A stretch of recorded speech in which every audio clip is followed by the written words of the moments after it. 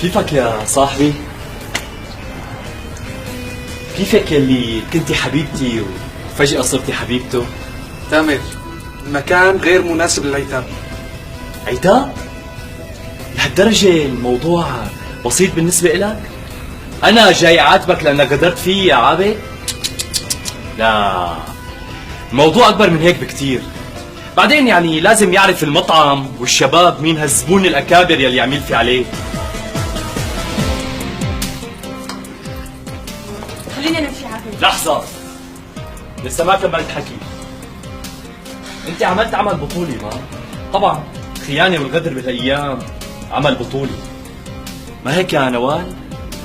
طيب نوريني، نورني، قلي انه حبيبتك ما بدها ياني بدها ياك، وانتي ضاقت الدنيا عليكي، ما لقيتي غير صاحبي عابد؟ قلي لي، كنت ترككن لبعض، بس الضرب على الظهر بيوجع يا عابد، ما؟ أنا آسف. خلص، هذا هو، ما رح اعمل شي تاني. هيك بيكون وصلني حقي تمام. هي رح تدفع ثمنها غالي يا تامر. ما دفعت وخلصت. لسه ما دفعت شي. ايدك وما تعطي، انتي ولا بضاي تبعك. لا توخصنا معلم. ربيع